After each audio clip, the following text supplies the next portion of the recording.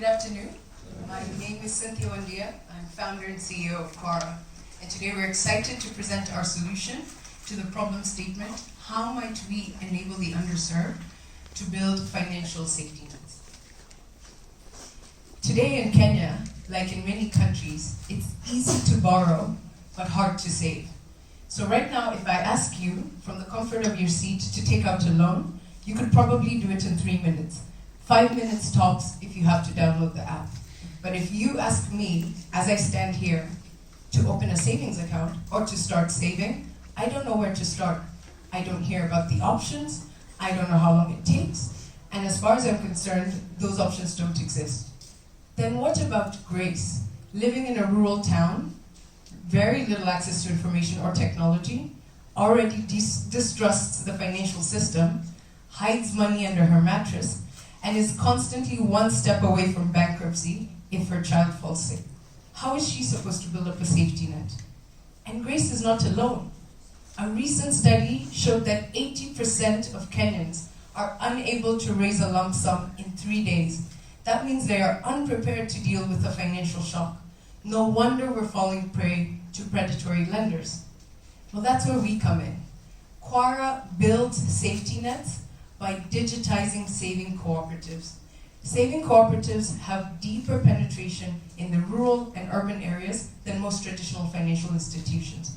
So with us, it becomes easy to join them digitally, easy to save automatically, and easy to access your funds when you need them, either by withdrawing them or by accessing a low-cost loan.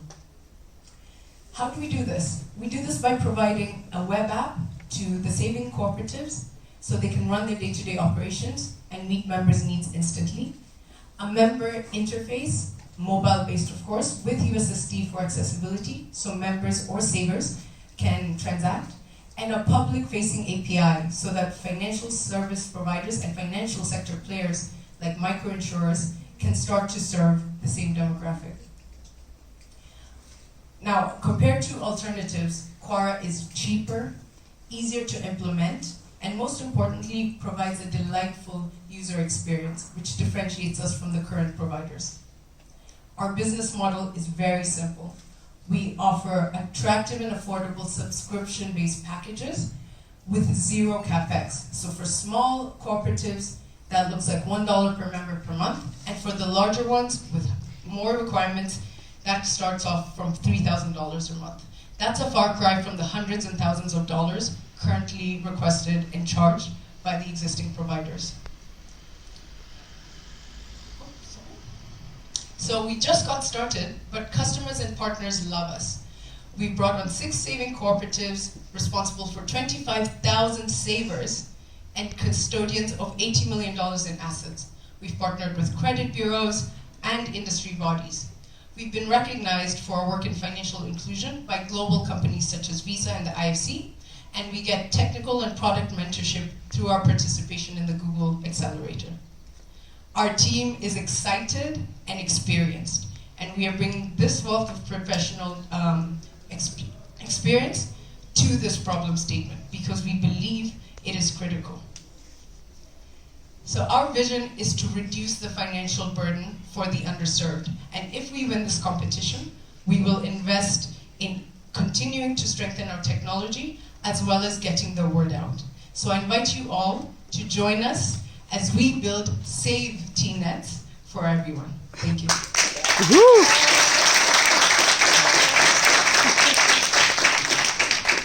Questions and comments?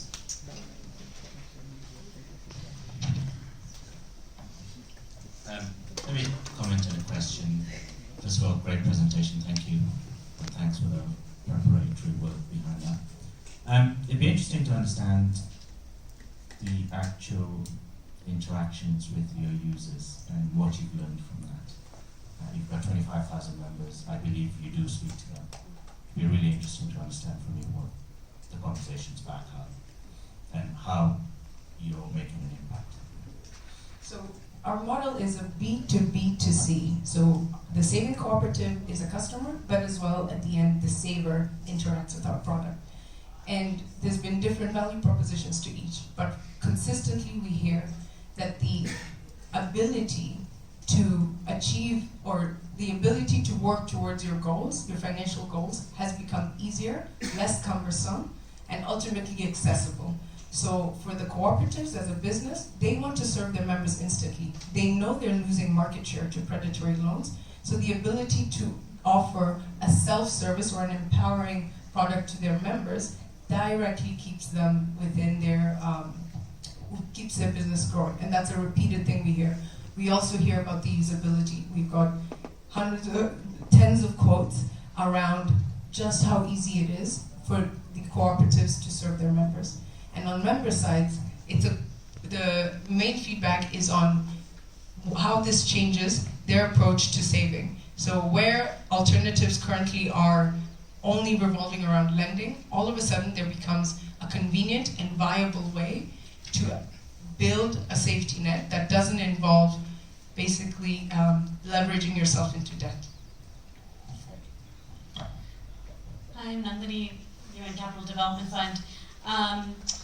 The dream of having savings groups digitized has been one that many groups have tried to do, both for-profit and non-profit, for the last decade, since the rise of mobile money. They have failed time and time again because of several things.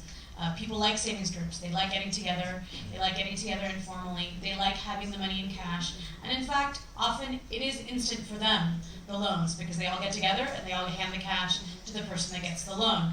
So what's not clear to me is how you're actually solving problems that they have. I know you wrote it here, but I don't know if I agree with them. And I'd also like to understand, you've talked a lot about differentiation in the market. So there are existing market products, especially in Kenya, on this particular space. What's the price differential? Is that what the compelling argument is for why these SACCOs and others would sign up? So to the first question, there are informal savings groups in Kenya known as chamas, and there are formal institutionalized savings groups known as SACCOs. Our target primarily is the SACCOs. Why? That institutionalization already embeds a mistrust. So the trust that you see in the 10 women chama group that meets every month no longer exists in a 10,000 member effectively financial institution. So we target the ones that have already, for one reason or the other, either opened up their membership or scaled to a point where the one-to-one trust does not exist. They also are the ones with the biggest need for digitization, simply from a volume perspective, the work they do.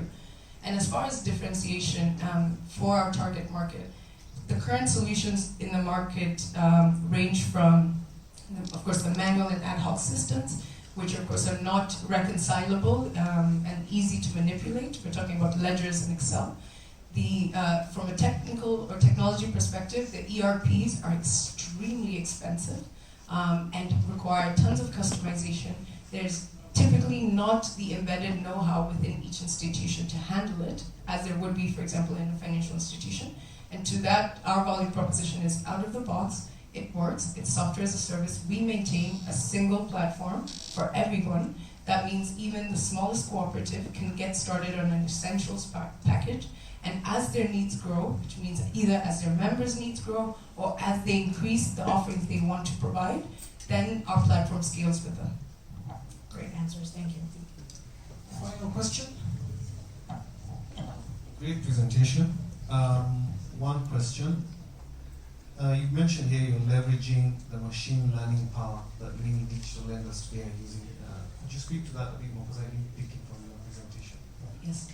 30 seconds. So when we described our problem statement, what we said is the firepower that is being used to attract everyone to the digital lending, largely based on data and fast processing and machine learning, that's what we're bringing to this sector. So this is a shared platform. What happens is it's multi-tenanted. Every cooperative would have its own account, every member their own account, but that data, when opted into, is put in a shared pool, and that's upon which we can run multiple models that either generate additional or enhanced credit scores, that inform potential areas of growth in the sense of new products to offer, that basically get to give the cooperatives a chance, probably for the first time, to segment their members, their savers, for the first time, and be able to serve their needs better. So the machine learning is derived, of course, from the fact that it's a shared platform. that if we are onboarding in Kenya, there are 7,000 SACCOs, 21,000 in Africa. That creates a very rich data pool upon which it is it's almost natural that you would have to process it to get the insights. All right, very last question. Your solution is only on savings, and looking at every cooperative, at the end of the day, they are built on the base of actually at the end of the game is lending. So what happens when the cooperative now, if you just give it the solution on the savings, they want to extend, they need to get another module to do again lending.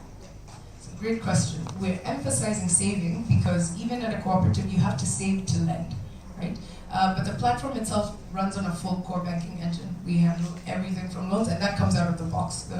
All types of loans, all types of financial products that they actually cover are handled. But we emphasize that unless you get people saving, well, they also cannot borrow from the cooperatives.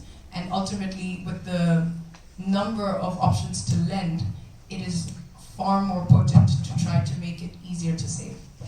All right, thank you very much.